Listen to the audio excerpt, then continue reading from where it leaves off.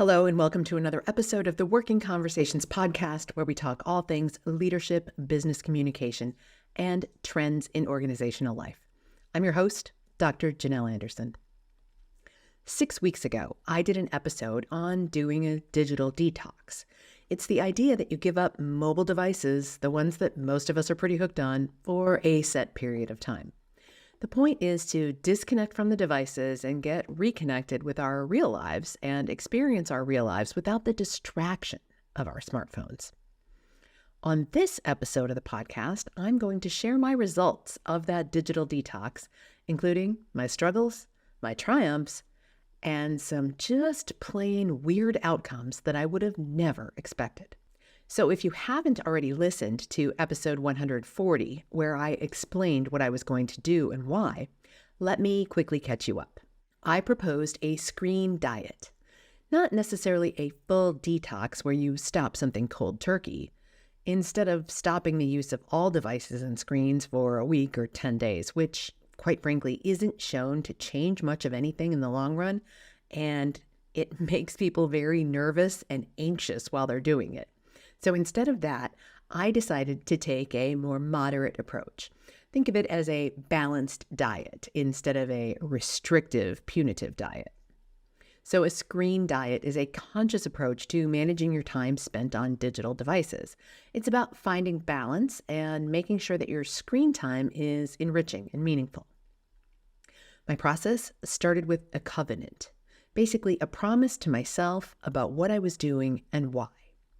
Then it included my specific protocol and how it was different than what I typically do and when I typically do it on my mobile phone. I have an awesome download that you can use to craft your plan and your covenant. If you want to give this a try now in the new year, I highly encourage it. You can find it on the show notes page for this episode, the episode that I discussed it on, janelleanderson.com/140. And we will also link up those show notes in the show notes for this episode. And you can find that at janelleanderson.com/146 for episode 146. So it's been 6 weeks now since I began. And as I share my results, let me remind you of what I set out to do. And so I'll share my covenant and my specific plan. So here's the covenant I wrote to myself, my promise to myself. I will create freedom from my phone in my life. I will be conscious of spending time on my phone when I am engaged in passive screen time. I will spend weekend mornings screen-free. And I will provide encouragement to anyone who wants to join me on this journey. And I know a few of you have. All right, and here were the changes specifically that I set out to make. And before I share them, let me remind you of the categories I was considering. First, what? What is consuming my time on my phone? Is it social media, YouTube, work stuff, email? And then when? Are there specific times of the day that make sense to cut back? Maybe because they're interfering with other activities or relationships and the like? Then, how? How was I going to make the switch? Was it going to be self-imposed limitations, deleting apps, following fewer people on social media? What was that going to look like? And then, and this one's critical, do instead. What other activities would I be substituting, especially when I was bored or I was in the habit of being on my phone? And then finally, how long? How long would the experiment last? So here's what I set out to do specifically. This was my protocol. First, the what. First and foremost for me was work email. I have a tendency to answer it in my head when I read it on my phone, but not actually get back to people in real life when I'm reading those emails on my phone. This is pretty much confined to my work email. As my friends, family, and my children's teachers can attest, I hardly ever look at my personal email as it is, so that's not a problem for me on my phone. So that was first. Second was words with friends. In the evening, I have a tendency to play words with friends. Now, I played it a lot with actual friends during lockdown, during the pandemic, and it was a great way to stay connected. But then I found out that there's this bot version of it that you can play. It's only 5 turns for the bot and 5 turns for me. So again, it's like online Scrabble, but you'll only get 5 turns. So how long can that take? Well, it doesn't take that long. But if you keep playing game after game after game because you're winning, well, then it does become a little bit of a time suck. So that was my second area. And then my third area that I was focusing on was social media. Now, I don't do too much on social media sites during the weekdays, and I have the data to prove it. But I have been known to lose a few hours on weekend mornings to Facebook, Instagram, and TikTok. So I declared Saturday and Sunday mornings to be screen-free times. This was confined to social media and other apps. I would still answer the phone and reply to text messages during that time. And mostly that's close friends and family who are messaging me on my phone on the weekend mornings. And I certainly don't want any less of that. So when was I going to do this? For my work email, it was really anytime and all the time. It was something that I wanted to do no more work email on my phone. For words with friends, well, that's largely just confined to the evenings. It's not something I typically do during the workday.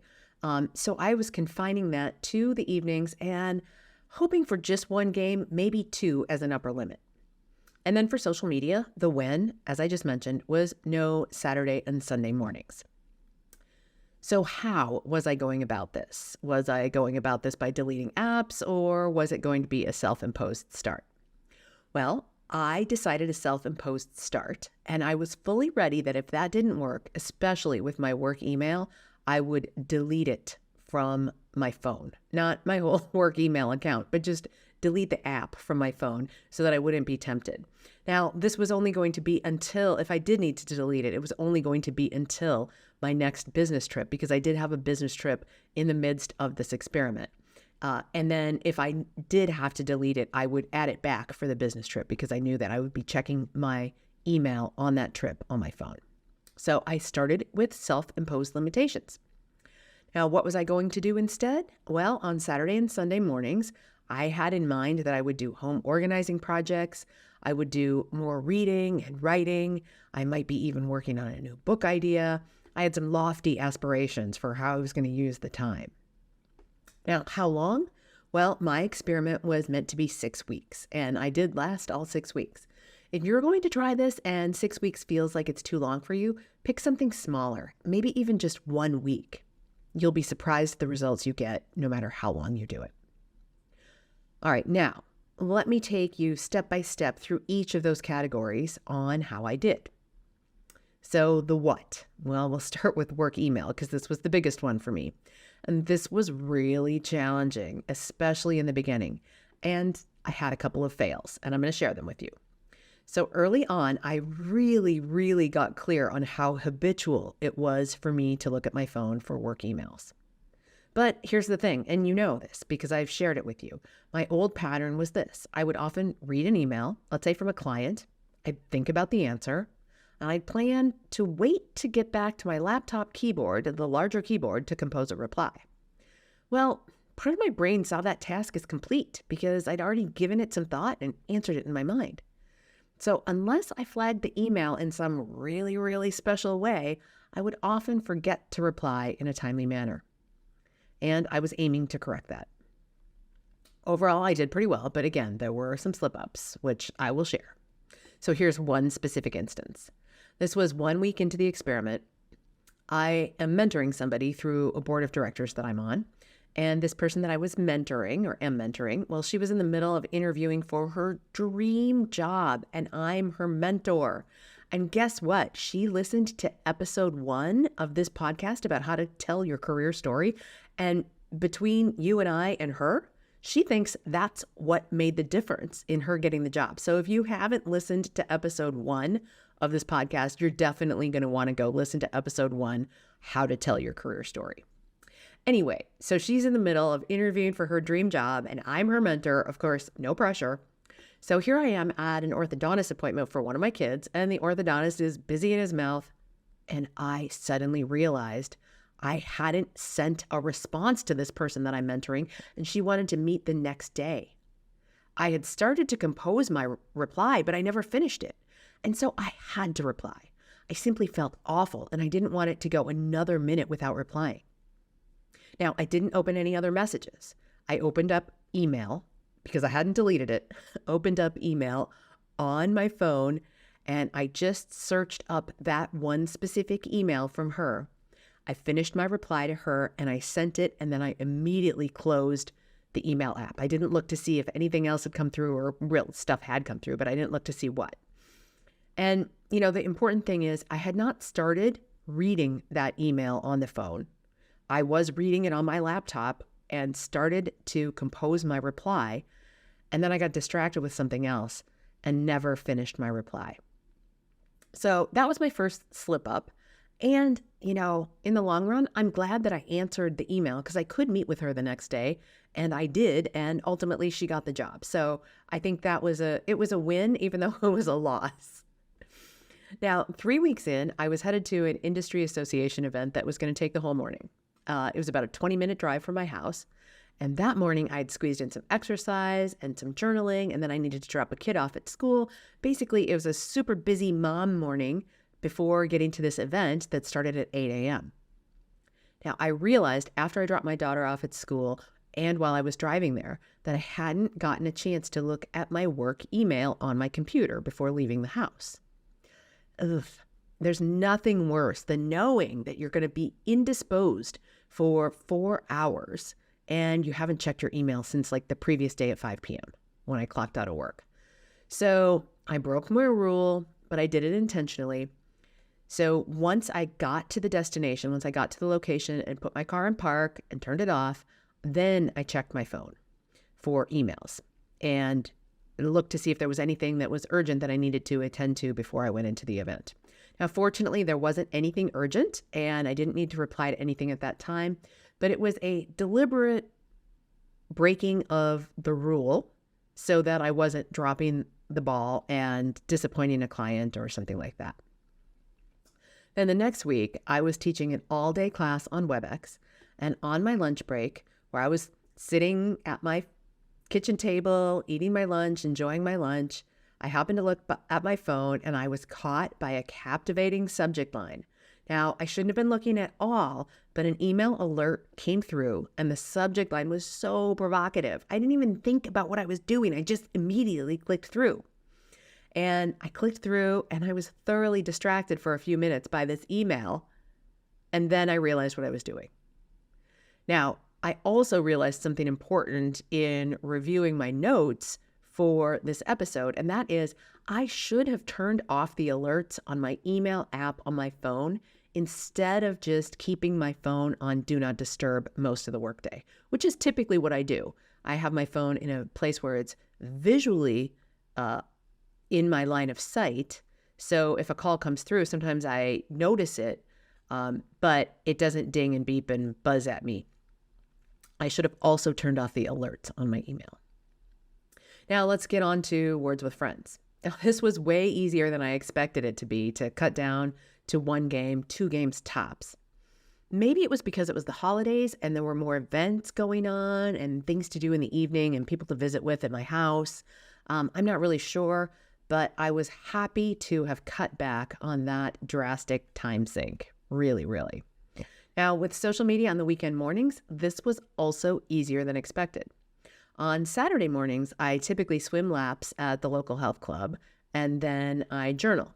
And maybe I connect with a friend by phone or run some errands. So I did all those things, and for the most part, that took all of Saturday morning on all 6 Saturdays.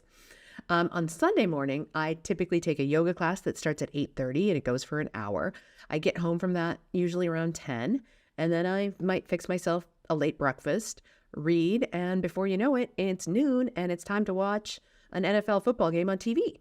One of the advantages of doing this in the winter, there's always a game on Sundays at noon. All right, one note about social media though. On Instagram, I happen to have liked a few funny dog videos, and on TikTok as well. So of course, Instagram and TikTok do what they do best, which is to hook me on things that I like. And so I was laughing my head off at funny dog videos several times during the evening during this experiment. Now just ask my family. They got tired of seeing me laugh and show them funny dog videos. My favorite, if you're interested, was dog math. You can find it easiest on TikTok, but it might also be on Instagram too. Again, dog math. So when? Email, again, really anytime. I was cutting back on email, on work email, like anytime and all the time. With words with friends, that was just in the evening, just the one game, maybe two tops. And social media, again, the when was no Saturday and Sunday mornings. So what ended up happening with the when is that this was just a little bit of all the time across all these 3 different initiatives, which turned out to be really helpful because I was always mindful of the experiment. Now, especially with work email, because before the experiment, I was always taking a peek on that, no matter the day or time. The other things were confined to either certain days of the week or certain parts of the day. But because I had things that kind of spanned across everything, I was always mindful of it. And I think that really helped with my success. So how did I go about it? Well, I went with a self-imposed plan.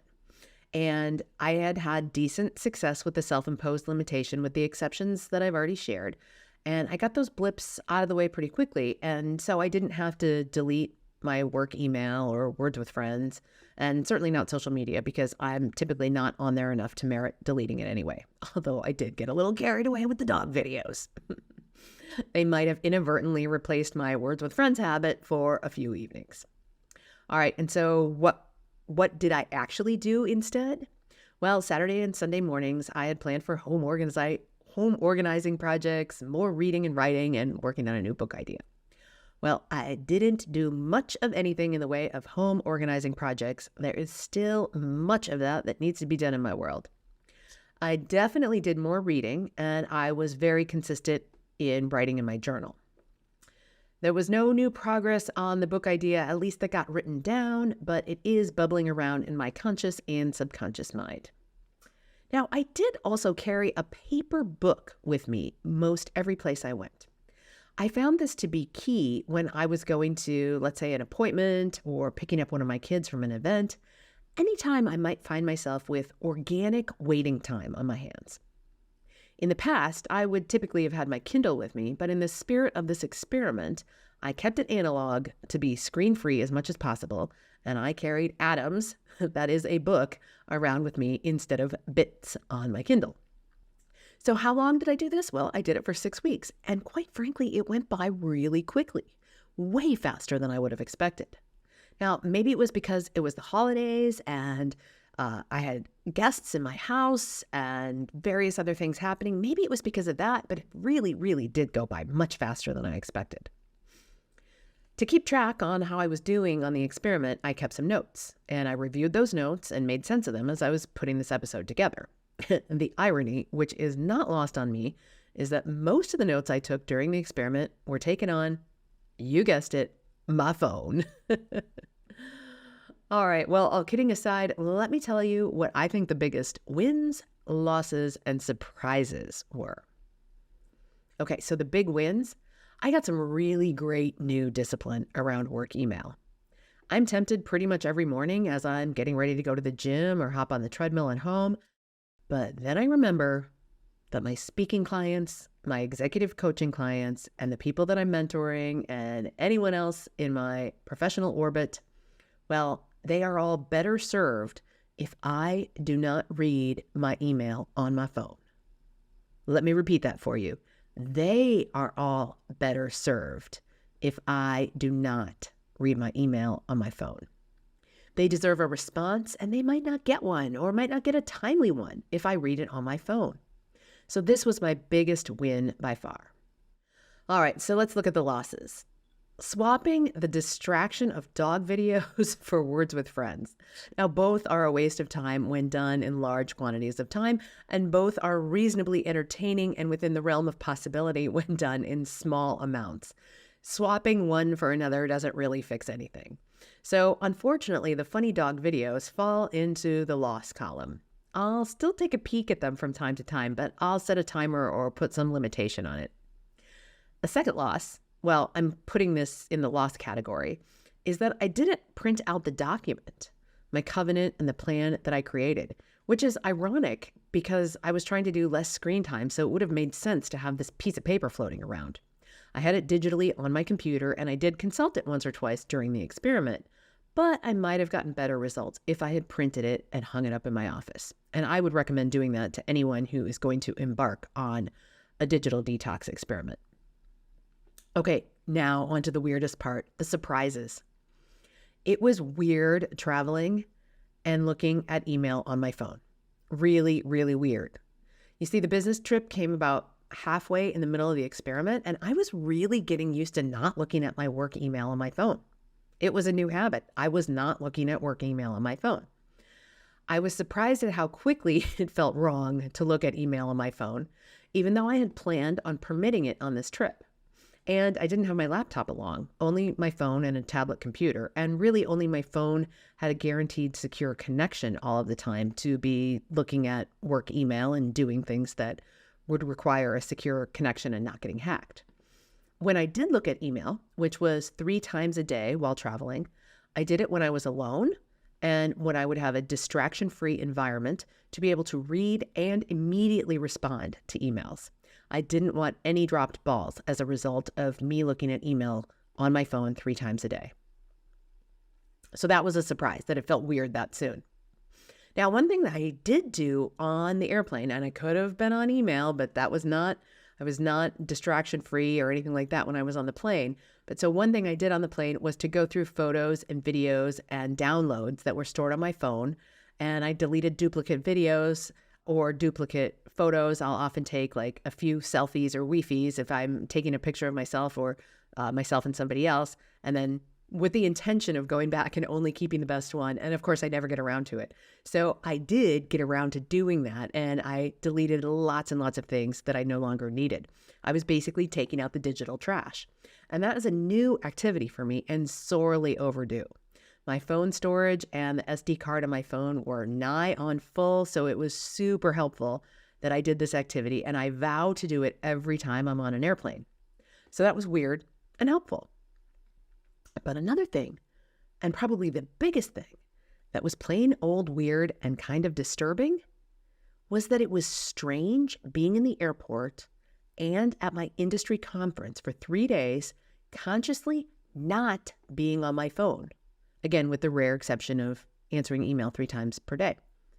And I was seeing so many people who were totally hooked on their phones, both in the airport and at the conference.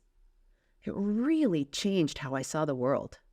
I oftentimes felt like I was observing a world that I wasn't part of. I was watching people who were watching their phones. We definitely have a problem as a society. I cannot overstate this. It was almost an out-of-body experience watching people watch their phones. Hardly anybody looks up and makes eye contact and smiles anymore. So I cannot overstate enough how much we have a problem with this.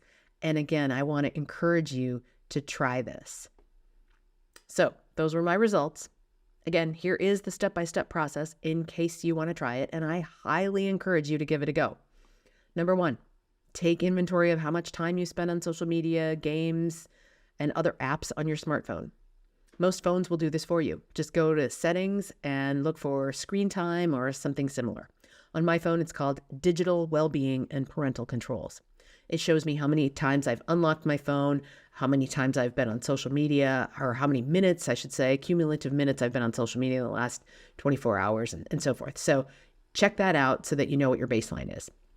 Then decide what you want to cut back on, decide when you want to cut back, and decide how you're going to cut back. Maybe you're going to delete apps from your phone or pare down the number of accounts you follow, or decide which times of day or parts of days or days of the week are going to be your screen-free times. And then make a list of what you're going to do instead. Because I tell you what, having that book with me, that analog book, a paper book, saved me many, many times.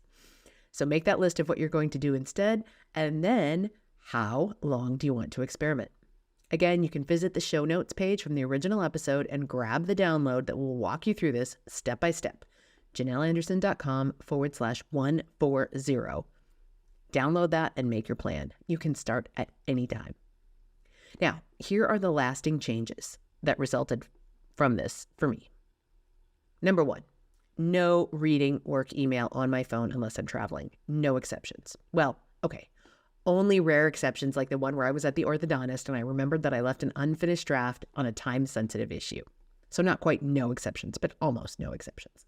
Number 2, turning off alerts on my phone.